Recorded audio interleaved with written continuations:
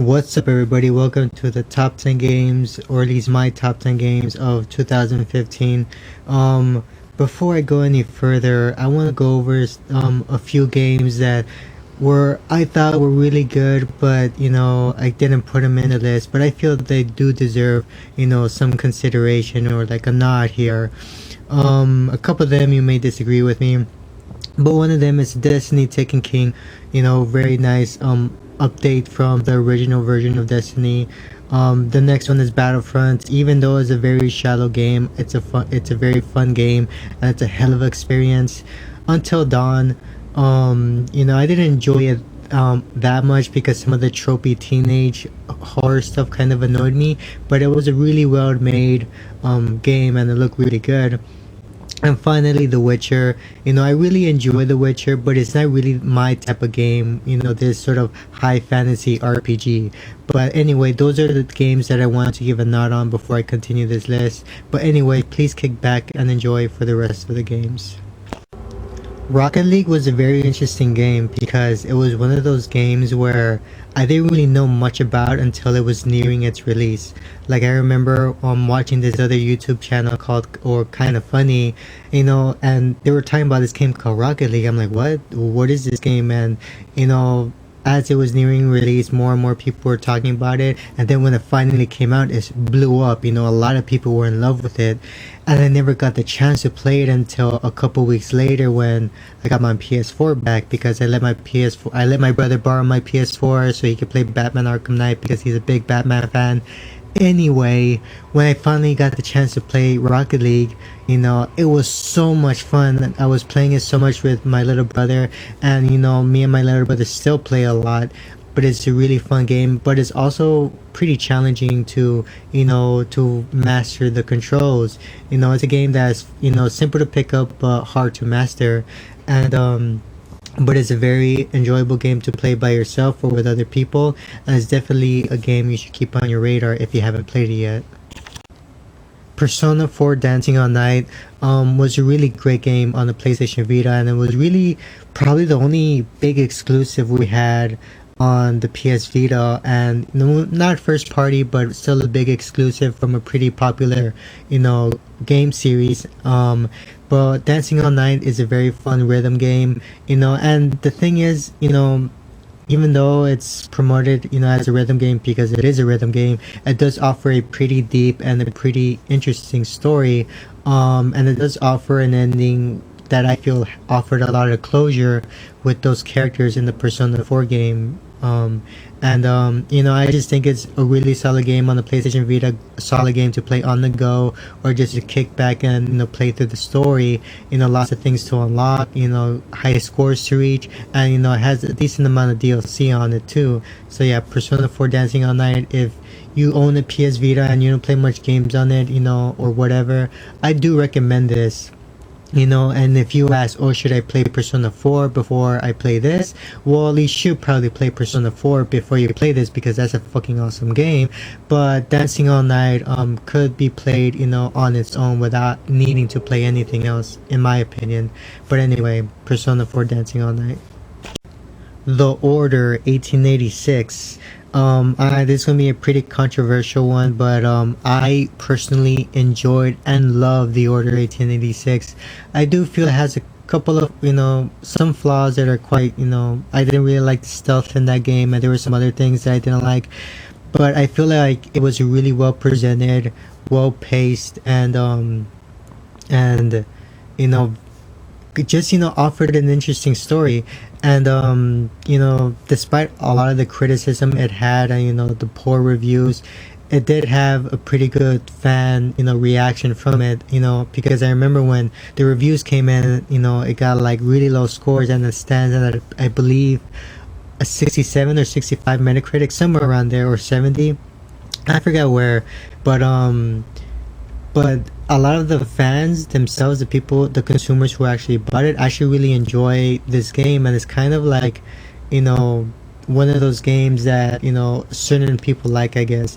but I feel like The Order 1886 is a game worth checking out this year because it does offer not many games offer this year, and that's really a cinematic experience.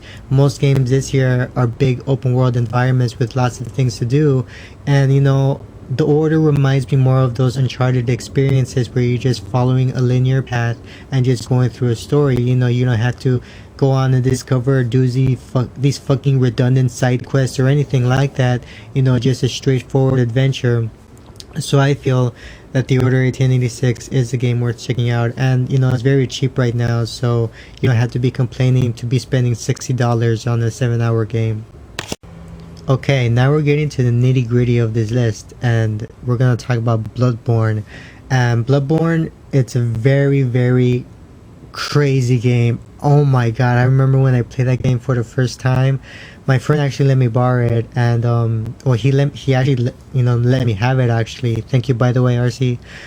Anyway, like, that game is a hell of an experience because it offers a very deep challenge in many levels, and but it offers gameplay that's also very aggressive and fierce, but you also need to be cautious as well of your environment, so it's kind of a counterbalance kind of thing. And it is from the same creators who made Dark Souls and Demon Souls, and so this is one of those Souls kinds of games, and it does offer, and it's a very challenging game, but it feels very satisfying when you're able to go through certain enemies or boss battle, and it just feels satisfying to play when you are able to get through these hurdles and level up. And the co-op in that game, while it is quite obtuse how the co-op works in that game, it is pretty fun experience to play with another player as you're going through a boss battle. Axial Verge was a really great game because it offered me what I really wanted, and that was a Metroidvania-esque kind of game, because I'm really disappointed that there isn't a Metroid game around, and instead Nintendo gave us some weird ass first person action Metroid game with the DS. Anyway, that's a different topic, but I was so happy about this because it offered me what I wanted, which was this very Metroidvania kind of game with things to collect and find, and this big place to explore, with great music and sound design, and a very interesting art style. I think Axiom Verge was really one of the better indie games this year. And personally one of my favorite games of the year this year. But Axiom Verge, definitely worth checking out. Soma. This, I don't even know if many people know of this game. This is from the same creators who made Amnesia. And so it is sort of a, I guess, modern first-person survival-esque horror game, I guess. But yeah, a lot of sort of, PT was kind of inspired of things like, Amnesia and things like that. So these creators know what the hell they're doing in the horror genre. But anyway, Soma is a very interesting and very thought-provoking kind of game because it really messes around with some very deep and complex themes that will really make you think. So the story in that game is very, very interesting and very good and well thought out. The gameplay is not as strong, but it's still interesting because it's survival horror, and it does offer those scary moments and those moments where you just feel like you're in a very crappy environment. It offers a very interesting environment. Gameplay is very simple. You're just looking through, exploring, and you're trying to get to point A to point B. But sometimes going through certain puzzles are a little bit of a pain in the ass to go through. But definitely a game not many people know of, I guess. But definitely a game worth checking out. Fallout 4. Now, I'm not a huge Fallout fan at all. But I wasn't a huge fan of Fallout 3 when I played it, but I didn't play much of it. But I wanted to give the series a second chance with Fallout 4. And I really like it overall. And it's one of those games that offer me something that The Witcher couldn't absolutely get me on, and that's to really get me stuck in a world that I'm interested in and want to continue to live in that world for a while, because Fallout 4 and The Witcher were probably the biggest RPGs that came out this year, and they kind of offer somewhat similar things but in completely different ways. And with The Witcher, while I enjoyed it, it wasn't really a world that I wanted to stay interested enough to stay in and do all the side quests or anything. But Fallout 4, even though the story in there I feel wasn't as strong as the Witcher story, it did offer a world, or does offer a world, where I am interested in and I want to explore. And it's very interesting, the things you find there, and the things that happen in Fallout. Like, some of the things that and things you see are just so amazing sometimes, or at least they feel amazing to me. And Fallout 4, is definitely a big game, made lots of money. And so at this point, I don't know who hasn't checked it out. It is a game I feel does take time to get used to, especially if you're a newbie. Like, I was a newbie and it took me time to get used to it, but now I feel like I got into the point where I'm used to it, I'm comfortable with the controls, and I play it quite well. So yeah, definitely, if you haven't played Fallout 4, you may want to consider it or give it a second chance, because I gave the series a second chance and I like it now. Batman Arkham Knight. And to me, this game, I feel, has a lot of unfair, you know, perspective, I guess, because when it came out, a lot of people loved it. It got great reviews, but a lot of people have, flagged it for the tank controls, or for the Batmobile. And while I do have sort of a mixed feelings for the tank controls and the Batmobile in general, Batman Arkham Knight is a solid and satisfying finish to the Arkham series, Rocksteady's Arkham series. And I feel that's something people just forgot. Like, people just thought too much over the Batmobile. While it was like a missed opportunity to not make it any better or anything like that, it was a feature that was overused, in my opinion. But it was a satisfying end to the Arkham series, and it did offer that mostly similar but yet refined, gameplay of the combat and the stealth and everything else, and offered a very interesting and powerful story of the end to both the Joker and Batman and the Batman mythos itself. So yeah, Batman Arkham Knight, awesome game. Metal Gear Solid 5. Now, I'm not a huge Metal Gear fan at all. I just got to the series just last year, and so I was playing catch up most of the time. But I was able to catch up enough to, get into 5. And Metal Gear Solid 5, while it wasn't as strong, with its story compared to the other ones, it did offer very satisfying gameplay. Metal Gear Solid 5 was probably the one game in terms of gameplay I was more satisfied with than any other game this year, because it was just so... Oh god, the controls there just feel so good. But if you haven't played it, at least you could try playing Metal Gear Solid Ground Zeroes, which offers similar gameplay. It's just not as deep as Metal Gear Solid 5's. But yeah, even though the story wasn't as strong, I still found it very interesting. And even the second chapter of it was also very interesting, and I feel offered a very kind of interesting and twisted, kind of satisfying ending, in my opinion. And it just offered a gameplay that was very enjoyable, a big open world that was fun to play around in, and even though not as strong of a story, listening to the audio tapes and noticing references in the story and things like that was all very enjoyable. And this is a series that I'm glad I got into. So yeah, Metal Gear Solid 5, awesome game. Okay, before we get to our number one, I want to go over some best of awards for each game. So to me, Rocket League wins best multiplayer. Number 9, Persona wins best Vita game, obviously. The Order 1886 wins best graphics in the game. Bloodborne wins the best art style in the game. Number 6, Axial Verge wins best indie game. Soma wins best horror game.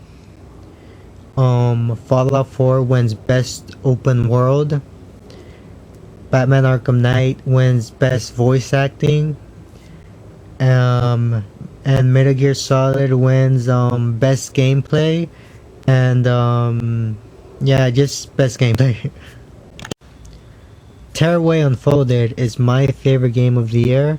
And even though I wouldn't say it's the best game of the year, it is one of the most interesting games of the year. And even though it didn't originally come out this year, Tearaway Unfolded is a significant upgrade compared to the original that I kind of have to count it. It's not just a remastered, it's not just an upgrade.